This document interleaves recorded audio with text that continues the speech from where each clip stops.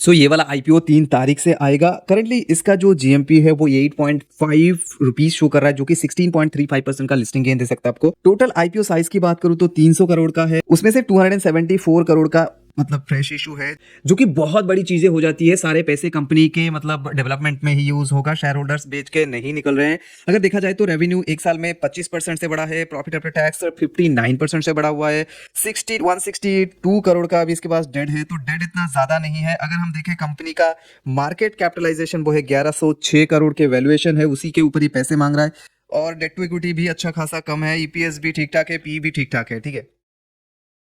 So basically इस video में हम बात करेंगे विद्या वेयर्स लिमिटेड आईपीओ के। ये वाला आईपीओ देखो 3 तारीख से ओपन हो रहा है, तो बहुत बढ़िया आईपीओ है, मेरे हिसाब से मुझे बहुत बढ़िया आईपीओ लगाई है। तो इसके ऊपर चलिए डिटेल जान लेते हैं। लेकिन एक बात बता दूं, सेम 3 तारीख से और एक आईपीओ मीशो का आईपीओ भी आ रहा है, तो मीशो के ऊपर आईपीओ के ऊपर डिटेल देखना। मीशो किसको नहीं पता भाई, मीशो घर घर में, अगर आप रूरल एरिया से हो, सेमी अर्बन एरिया से हो, तो मतलब मीशो के बारे में सबको पता है कि बहुत ही चीपर वे में आपको सारे प्रोडक्ट जो है बेचती है अपने प्लेटफॉर्म पे। एक ई कॉमर्स वेबसाइट है, तो उसके ऊपर डिटेल वीडियो देख सकते हो, एंड उसका जीएमपी भी बहुत अच्छा खासा चल रहा है, एंड बहुत बड़ा आईपीओ भी है। तो उसके ऊपर वीडियो ना आपको एंड स्क्रीन पे मिलेगा, साथ साथ डिस्क्रिप्शन में भी मिलेगा, डेफिनेटली चेकआउट करना।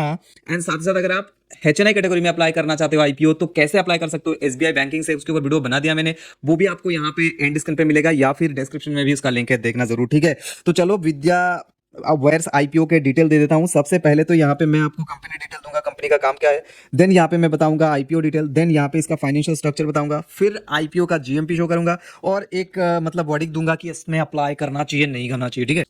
सो 1981 में ये वाला कंपनी बना था, limited engaged in manufacturing copper and aluminium wares. एक ही लाइन में आपको जवाब मिला कि ये कंपनी क्या काम करती है, कॉपर वेयर बनाती है, एल्यूमिनियम वेयर, दोनों के दोनों वेयर्स वगैरह बनाती है ये। The company manufactures windings and connectivity products for various industries including precision engineering wires, उसके बाद copper strips, conductors, bus bar, specialized in winding wires, पीवीरोन्स and aluminium paper cover strip, ठीक है। तो खाली वेयर नहीं बनाती है, उसके साथ साथ और भी बहुत सारी चीजें बनाती है, जो कि यहाँ पे आप देख सकते हो। विंडिंग वेयर मतलब खाली वेयर जो है, डिफरेंट काइंड ऑफ वेयर। एक हो गया आपके विंडिंग वेयर वगैरह हो गया। विंडिंग मतलब मान लो आपके घर में कोई फैन है, फैन में जो है एक मोटर लगता है, मोटर के अंदर, या फिर वाटर पंप कह सकते हो, वो मोटर के अंदर जो रहता है ना, जो स्ट्रक्चर डायनामो जिसे कहते हैं, वो ना वायर से ऐसे क्या कहते हैं उसको, वायर को ऐसे मोड़ मोड़ के बनाया जाता है, आपको पता रहेगा ना।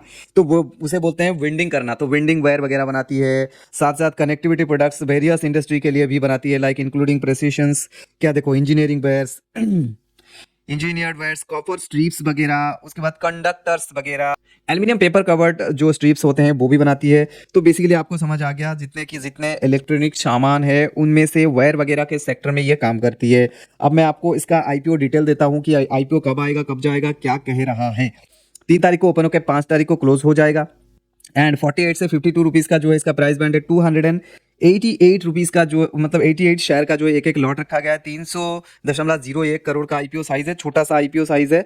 उसमें से भाई जो फ्रेश इशू है बहुत ज्यादा है, ठीक है। 274 करोड़ का फ्रेश इशू, मतलब अच्छा खासा एक फ्रेश इशू है। बाकी 26 करोड़ का जो है ओनली ऑफर फॉर सेल है। तो ये बहुत बढ़िया चीजें हो जाती है। अगर हम इंपॉर्टेंट डेट्स वगैरह की बात करें, अलॉटमेंट आपको 8 तारीख को मिलेगा, 5 तारीख को जो है क्लोज होने के बाद 8 तारीख को अलॉटमेंट मिलेगा, एंड रिफंड आपको 9 तारीख को मिलेगा, 9 तारीख को ही डीमैट में मिलेगा, 10 तारीख को लिस्टिंग हो जाएगा। अगर हम जो अगला इंपॉर्टेंट भाग यहाँ पे देखें ना, तो वो ये है कि प्रोमोटर होल्डिंग देखो, ऑलमोस्ट सारे के सारे स्टेक्स अभी प्रोमोटर के पास है।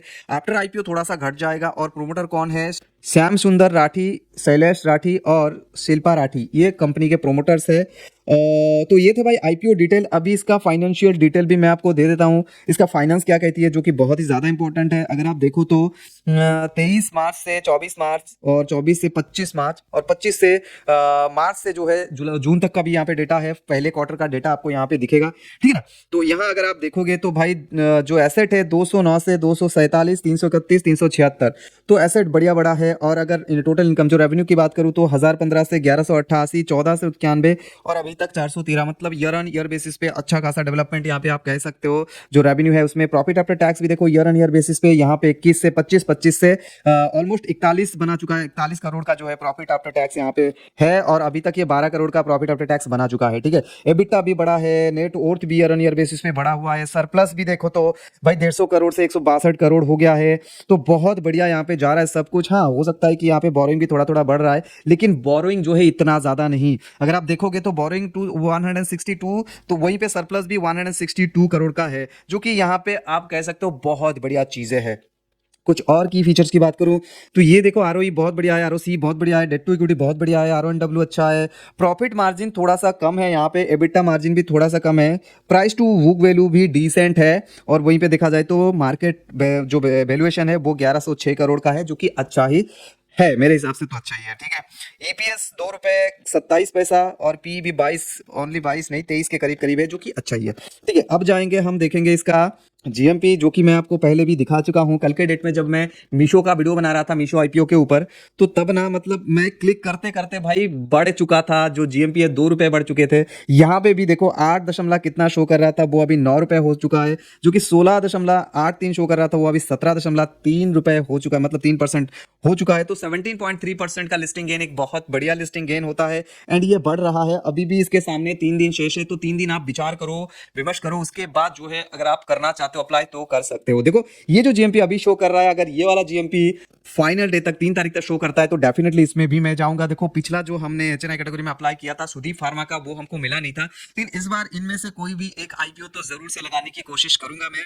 हाँ, हालांकि छोटा छोटा आईपीओ है, लेकिन मीशो का आईपीओ अच्छा खासा बड़ा आईपीओ है। ठीक है, तो मीशो के आईपीओ में अगर हम स्मॉल एचएनआई कैटेगरी में अप्लाई करते हैं तो डेफिनेटली मुझे लगता है कि मिल सकता है। ठीक है, और इसमें लेकिन मिलना थोड़ा सा हार्ड है, अगर आपका लक अच्छा है तो आपको मिल सकता है, एंड यहाँ पे डेफिनेटली थोड़ा बहुत गेन तो मिल ही जाएगा। करंट सिचुएशन में मार्केट का हालत भी बहुत बढ़िया है, क्वार्टर 2 का रिजल्ट भी आ चुका है, क्वार्टर 2 का रिजल्ट इतना फाइन आया है ना, क्या बताऊं आपको, 8.2 मतलब जीडीपी रेट है अभी के टाइम में क्वार्टर 2 में, तो ये इनसेन जीडीपी रेट है भाई। तो इंडिया किसी के साथ भी कंपेयर में नहीं है, इंडिया जैसा जीडीपी रेट किसी भी कंट्री का, उसके आसपास भी कोई भी कंट्री का नहीं है। जो आसपास है वो है चाइना, जिसका जो है 5%, 4 से 5% का जीडीपी रेट है करंट सिचुएशन में। ठीक है ना, तो यही भाई हालत है। अगर आपको देखनी है मीशो आईपीओ के ऊपर डिटेल, यहां क्लिक करो। अगर आपको देखना है एचएनआई कैटेगरी में कैसे आप एसबीआई नेट बैंकिंग का इस्तेमाल करके अप्लाई कर सकते हो, ये वाला वीडियो देख सकते हो। कोई क्वेरी से इंस्टाग्राम पे पूछो, link is in the description, और डिस्क्रिप्शन में मैंने लेमन का लिंक दिया है, आप साइन अप कर सकते हो। Very easy to use interface है डीमैट का, जल्दी जाओ साइन अप करो। Thank you.